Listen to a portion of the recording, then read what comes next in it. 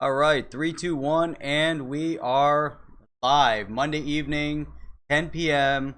with the HODL Report. So, looking forward to another great conversation. As usual, it seems day in and day out, there is a huge amount of positive news in the space. And I just realized, let me pull up our chat.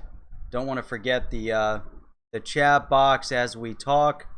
Be able to watch people as they bounce in, make some comments, and more importantly, first one onto the live stream will get a little bit of free crypto. Well, I can hear myself here. So let's get that going. Gaming crypto is the first one on tonight. So that's awesome. Good to see you on.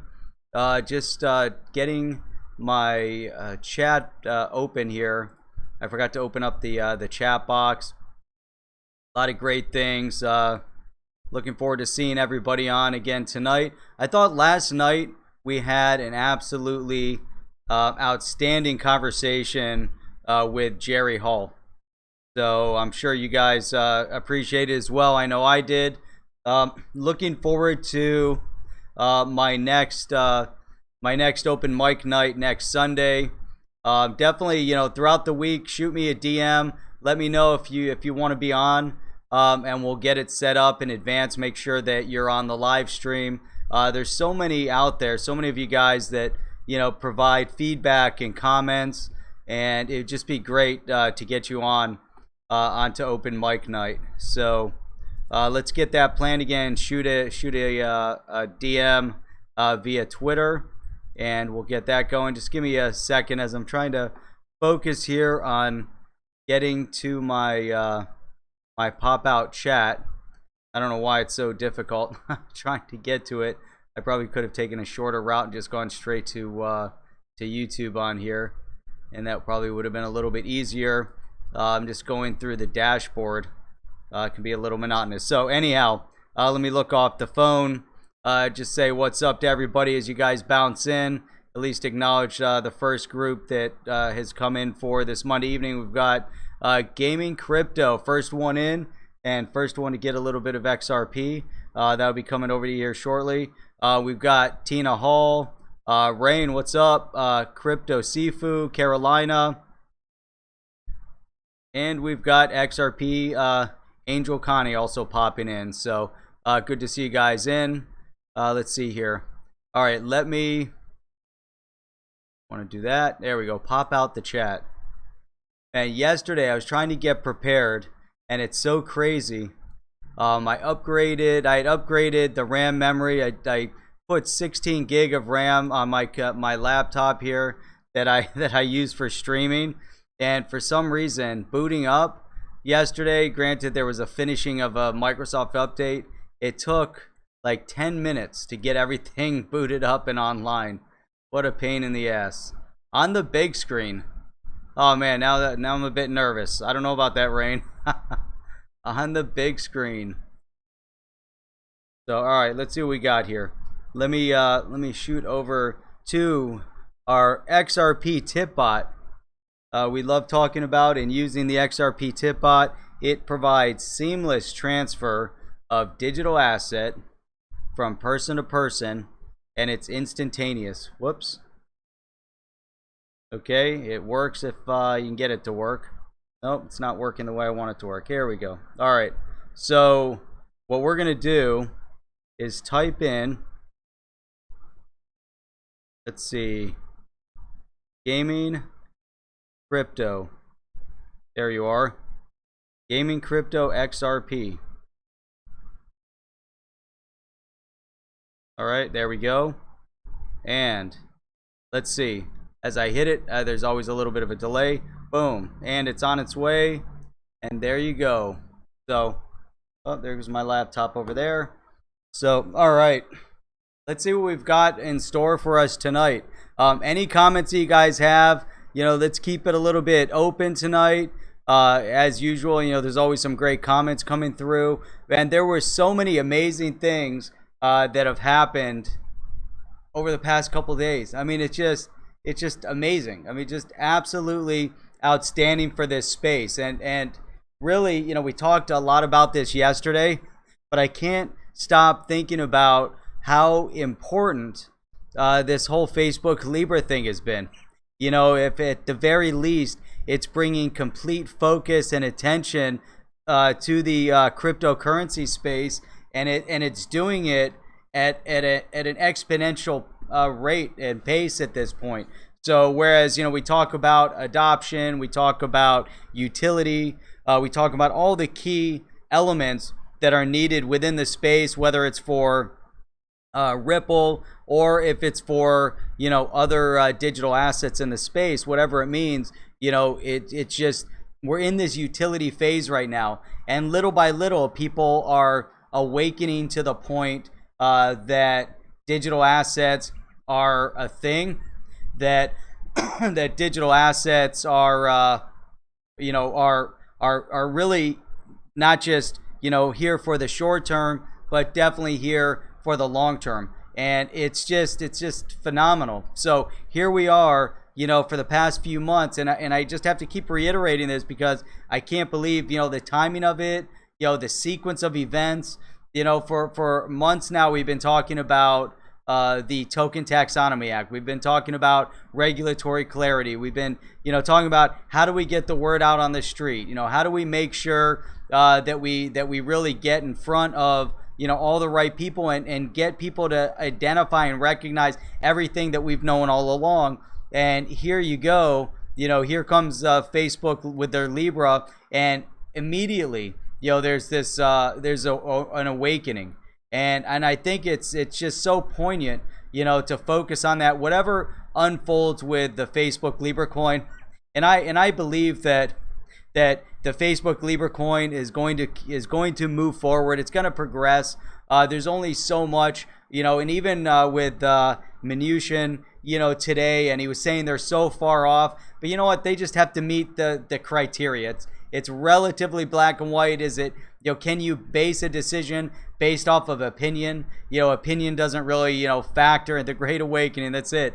Opinion's not going to factor in to the court of law. It's going to be based off of fact. And when you're creating, case law like this, you're setting a precedent, for digital assets in this space. Again, whether or not, you want to look at the Libra coin, whether it's centralized, decentralized, whether it's a real digital asset or not, it's being identified as one. But what he was saying is it's so far off. But once they fit into that box and they meet that criteria, how far off is it, for it to really, for it to just, come together? It's just going to happen. And how far off can it really be? Now, with all that being said, as we look, at the importance and the significance of the timing of it, I think is what's most important. So again, and I mentioned this the other day, we talked about it yesterday as well, but if we think about the Token Taxonomy Act bringing regulatory clarity to this space, and regulatory clarity, to the point where it's going to allow for not just mainstream identification of the space, but mainstream adoption within the space. So this regulatory clarity, which is going to be important, and we're seeing it becoming more and more important as we analyze those 3 tweets from Trump, and really, pointing out the fact that regulation is a key factor for normalcy within this space. So if that's the point, then all of these things are falling into this sequence, or it's a sequence of events that just seems very well planned out. It doesn't seem to be happenstance. Now again, if we would have looked at Token Taxonomy Act, 3 months, 4 months ago when we started talking about it, no one in Congress was prepared to vote on it. They were barely able to vote to get it through the Financial Services Committee. But at this point where we stand today, not only does it have a much better chance of clearing the hurdles of the Financial Services Committee, but it definitely, has a much better opportunity to get out of Congress. And now we know within that regulation, we know where Donald Trump, President Trump stands on it as well. So getting to his desk, getting through Senate, it almost seems like it's going to happen without resistance at this point, and that is exciting. So again, so many great things. And then as we go through and you want to sit and really tear into what Mnuchin said today, or Mnuchin, however you want to pronounce his name, what he said today, I think was well summed up by Brad Garlinghouse. So I'm gonna pull up that tweet. I think the Zoo read it earlier, but let's dig into that a little bit. And get a little bit more of an understanding of how Brad Garlinghouse, kind of identified this space. But what I thought was interesting, and we talked about this before as well, is the terminology. And terminology is going to dictate an outcome. And so one of the key points here of terminology that's going to help dictate the outcome is this level of the playing field, or leveling the playing field. Now, we heard Trump say it. We heard Presley say it the other night. We heard Mnuchin say it, and it's going to keep coming up over and over and over and over again, which is this leveling of the playing fields. And we've talked about it as well into what that really means, by giving everybody this opportunity to better themselves. And that's really, what we want to see. It's so amazing. It really is an amazing term that, again, if we focus in on some of this key language, that is the one thing that we have to focus in on. Now, one of the points that Mnuchin had also identified is that whether it is a payment provider, whether it's a bank, whether it's a digital payment solution, they all have to adhere to the same rules. Trump alluded to that. He alluded to that, and a lot of these things, have really been coming out. So, so this is really, really critical. So, happy birthday. It's not my birthday, so I don't know. Is there another Jeff on the stream here, Bubba? So, all right, look at that. My chat is frozen. I can't even move the chat bar. Look at that. All right. That's no good. That's not fun. I can't scroll up. I'm going to have to use my phone to scroll through this chat. So, all right. So what we're going to get into also that I really want to look at is, one of the statements that came out also that he had mentioned. And I think this is significant. Oh, Sin City, man, thank you very much for the super chat. Let's see what comment here. Peter Schiff is annoying. I couldn't listen to any more of his FUD. Man, Peter Schiff is nothing but FUD. It's ridiculous, but he definitely loves his gold and promoting that. So let him do his thing, and everyone else will move on with history. So, there goes the phone. So let's see. So one of the other key points here that came out, and this was an article. This was the IMF, and I think it all kind of falls into place again, because it's this terminology, it's this topic. But the IMF, which is this was on CNBC. So this article appeared on CNBC, and the title is that the IMF warns banks to evolve or be left behind amid competition from big tech firms. So obviously, they're pointing out the fact that, of what's happening right now with Facebook. If you go onto their article, huge picture of Facebook. It's all in emphasis of what's happening with digital asset, digital currency, digital money, whatever that phrase, however you want to phrase that. A lot of the focus, again, is on what's happening with the Libra coin. And again, Trump, hit it, pretty accurately when he said, if you as an organization, a Facebook or whatever, if you have this desire to move into the banking space, do it like banks do and be held to the same regulation and the same exact license requirement. And that's the bottom line. And the IMF saying the exact same thing, but it's interesting, from their perspective, what they're identifying here, is great. Wonderful. Okay, what they're identifying, at this point is really, is I got distracted because of this stupid pop-up that just came up and kind of tied things up here. But the point is that the banks, their time in history is dwindling, and so from a bank's perspective, if you want to maintain your relevancy, if you want to avoid being swept into the dustbin of history, then you need to develop new strategies. You need to adapt to this current trend that's moving digital, but it's not just digitizing your same process, it's digitizing into the blockchain, digitizing into digital currency, into digital asset. There's a whole dynamic shift, and the IMF sees it, and the IMF is giving this warning, this caution right now to banks. And I believe this whole conversation that we've been hearing, whether it's from Trump or whether it's from, whether it was from Maxine Waters the other day, or Ayanna Pressley, or what we're going to see happen tomorrow when they drag Facebook in front of Senate, or what we're going to see on Wednesday when they drag Facebook in front of the Financial Services Committee. It's all relative. It's all related. So I want to say, what's up to a few people that popped in. I saw my dad pop in. He's watching tonight. Let's see, Papa HODL. He's around here somewhere. I saw DNI pop into the stream here a little bit ago with some comments. DNI had a great stream again tonight. Let's see here. I saw another great comment here from Miyagi. Let's see. Brad had mentioned in his tweet that he talked to Mnuchin personally, and Mnuchin did say level playing field.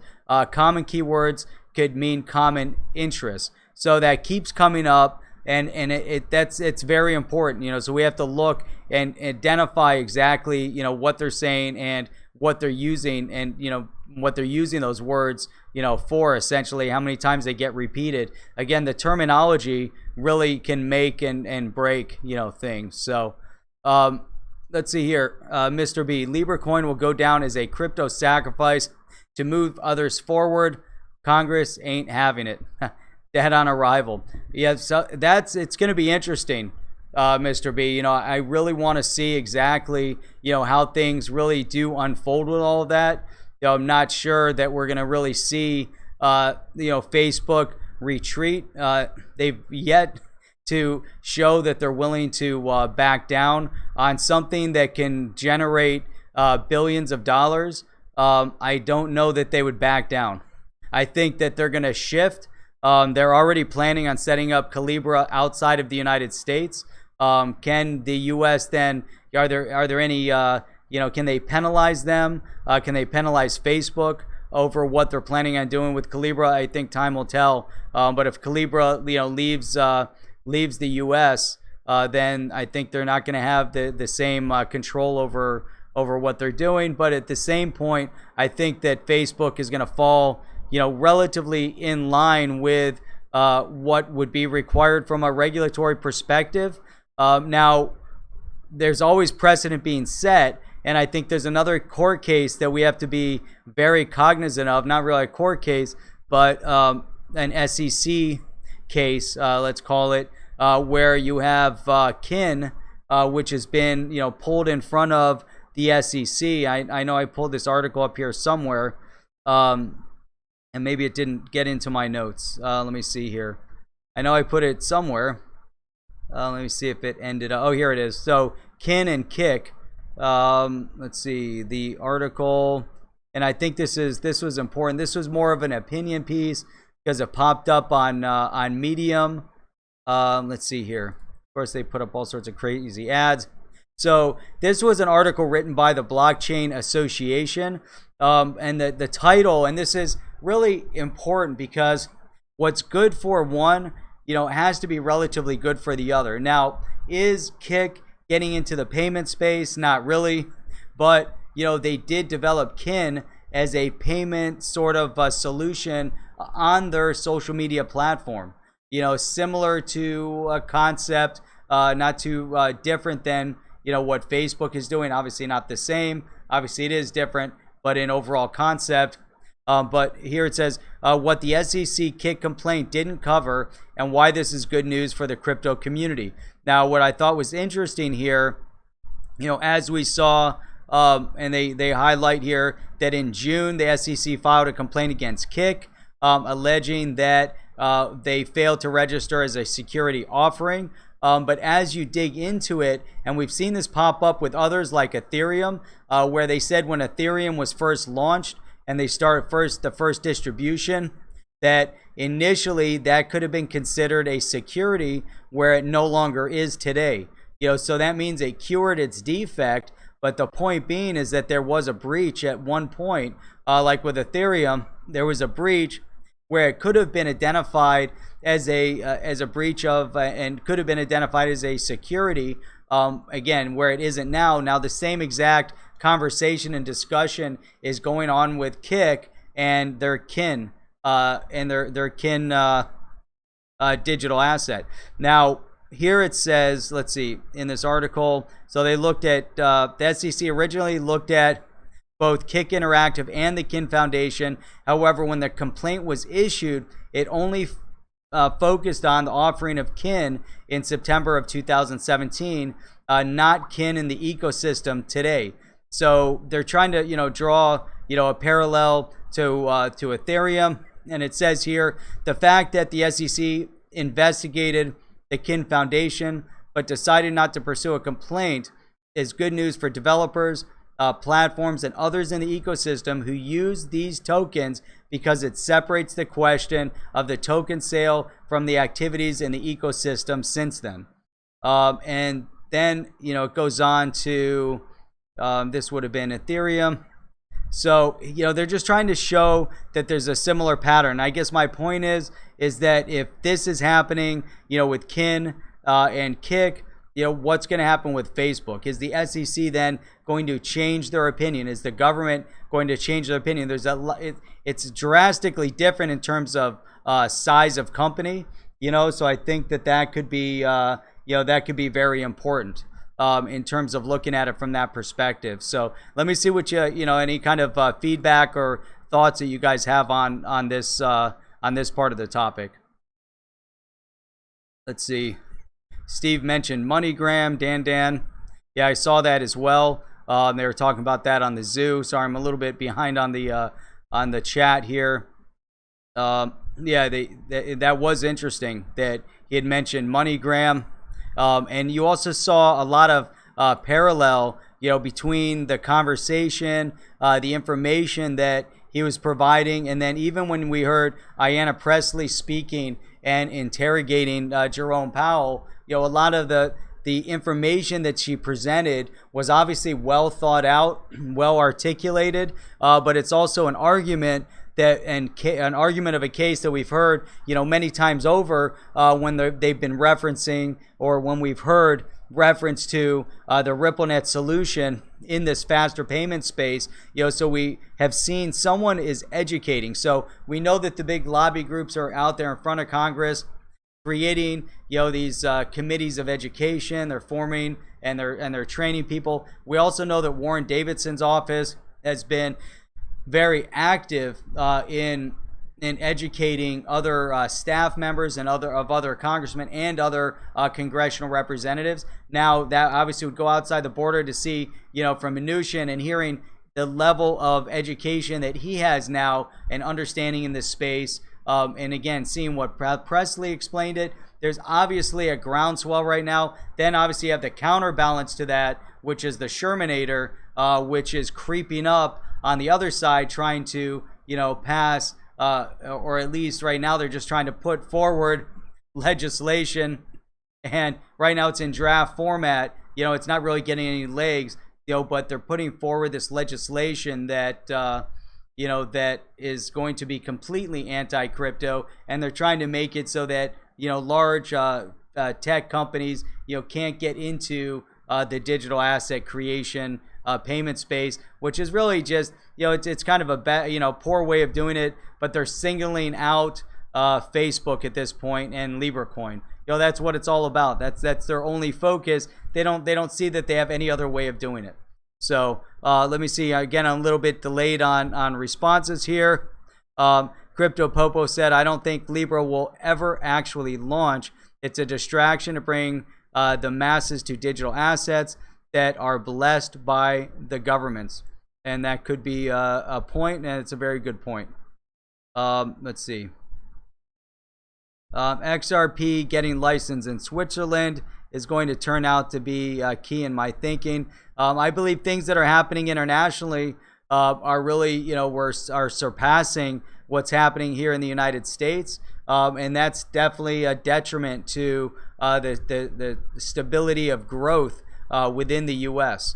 And we saw right now that groundswell, obviously trying to bring about the Token Taxonomy Act as a critical element in maintaining the growth within the blockchain space in the U.S.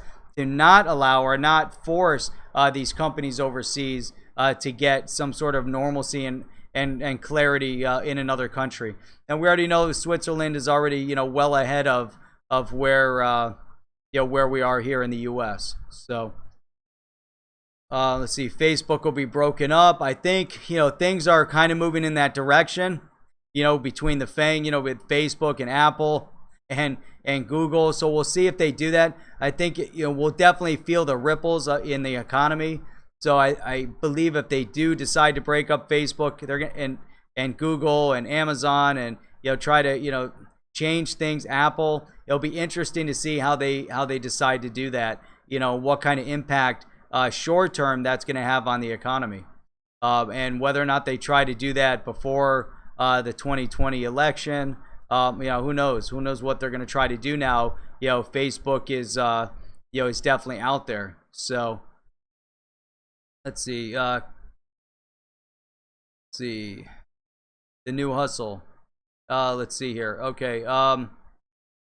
Crypto Popo, XRP. If XRP doesn't get on the move by next month, we're gonna have to change the venue of the West Coast XRP meetup to a trailer park in the desert or Denny's. That's funny.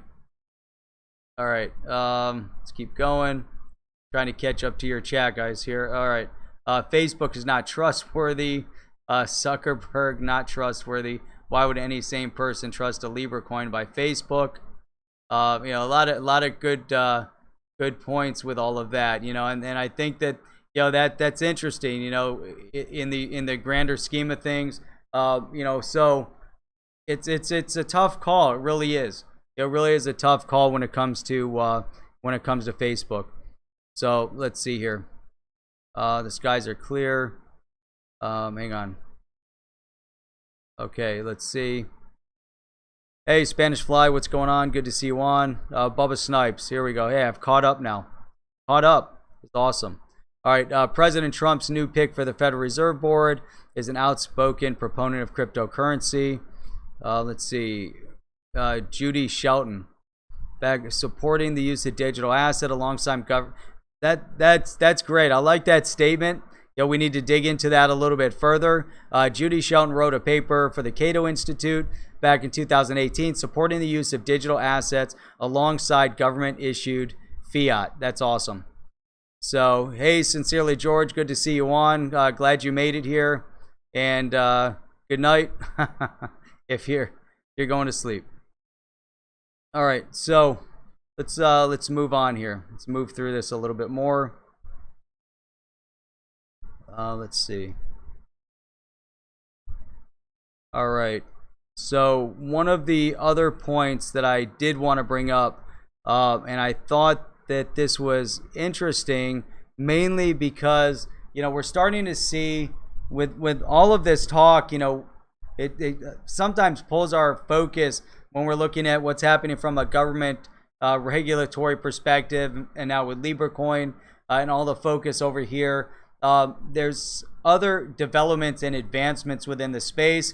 We've talked about them when it comes to logistics, transport, and so another area that seems to be growing up now within blockchain that's using blockchain, and I think this is actually a very significant use of blockchain technology where we're going to see an implementation and need for the digital asset But it comes to, and we've seen this before with collectibles, but brand product.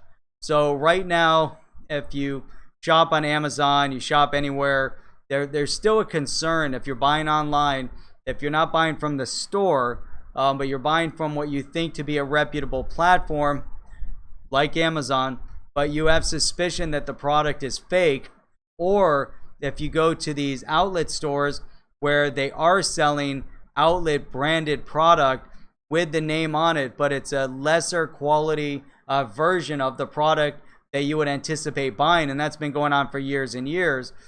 So one of the key concerns is making sure that the product is authentic. So being able to implement a form of a solution on the blockchain to be able to track the movement of production of a product, really from beginning while it's in the factory, even tracking the textile that goes into the product. Where do they come from? Which countries do they come from? Which factories do they come from? What's the methodology of transport that they arrived? And so as you track the progress, all of this information can easily be collected in the blockchain. So for a product to maintain its authenticity, to be able to then backtrack all of these different elements that go into the making of the product could be very significant, to make sure then that the product you're getting is authentic based on what they're saying needs to go into it. Now, from that perspective, an easy way of doing it is having a QR code affixed somehow to the product. So if you think about women's purses or shoes or clothing, whatever it might be, to any type of product that you have around the house, an iPhone. Obviously, there's other codes within an iPhone that will track the authenticity.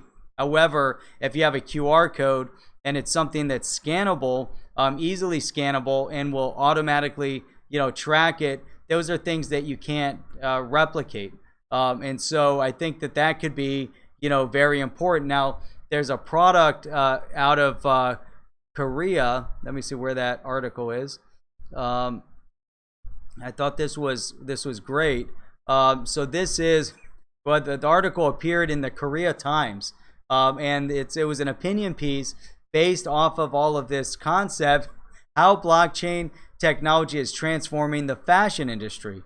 Because from that perspective, like I said, everything that I just mentioned, being able to track it and being able to, really at that point also monetize. So if you can authenticate a product, then you're also going to be willing to part with your money. So as you travel around the world and you see, products for sale, and you want to make sure that, again, that it's real. Now, obviously, that concept will transcend just the fashion industry, because think about buying food product online. With the development within Amazon, more and more of us are willing to shop online, especially with next day delivery, and you're willing to buy food product off of an online portal. So you're willing to go to Amazon and buy food product that they have, not necessarily food product that's going through Instacart, that's being packaged up that day and brought over from Whole Foods, but food that's actually being housed at some warehouse that is owned by Amazon. Now you want to make sure that the food, you want to make sure that the vitamins, that the nutraceuticals, and even as you go into the pharmaceutical industry, being able to track all of the pharmaceuticals, know where they came from, distribution points, where they've gone, and at that point you can also expand upon that and start tracking outcomes, side effects, and there's so much that can be tracked in the blockchain space. It's exploding with ideas. If you really think through what blockchain really means outside of the payment space, but how all of this can also then be monetized, but then it also brings to light how critical the payment space is. It's so critical to be able to move all of these products around the world, and be able to not just sign off and track it because it's being shipped, but why not also then see transfer of payment throughout this process. So through the blockchain, we're doing, two things. We're able to watch the payment history of a product, of a good, and you're able to track the location of where these goods are coming from and where they're going and how they're being used. So there's just so much to that, and that's reality, that's utility, and that's where this space is so vitally important. And then it takes it to that next point, going back to everything we've talked about, the terminology of leveling the playing field. That is leveling the playing field to an extent where now these smaller producers anywhere in the world are able to be part of this process. And they're able to monetize this process, take advantage of this process, and be part of the global economy, whereas before they may have been taken advantage of by the local, they would have their local influence, and we've talked about this before, but this is opening up, people to a much, wider economic audience, so to speak. So let me shoot back over here, see what we got.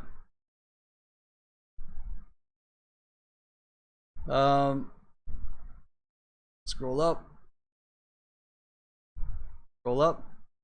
Here we go. Trying to go back through all the comments here. Here we go. Let's see. What 10-year-old Chinese kid made it? Right, Carl. That's a good point. That's a good point. Cryptos with real world use case, XRP with banks, VeChain, VET with Walmart, Stellar with IBM, Verge with Pornhub. Yeah, see, there you go. Those are the real world use cases right there. And then Walmart with their patents to implant RFID chips into people so they can track your medical history. We don't want to forget about that real world use case of Walmart. So let's see. AI has been developed. Oh, hang on. Just bounced down. Supply chain uses is primo. Yeah, food, temp, safety, all of that. Yep. See. Okay, we'll keep going down. With CE VeChain is working on that solution for tracking products from beginning to end. They're currently working with Walmart outside of the U.S. amongst a few others. There you go. So, and it's going to keep, it's going to keep reoccurring.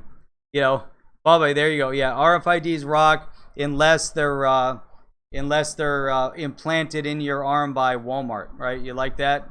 The Walmart chip.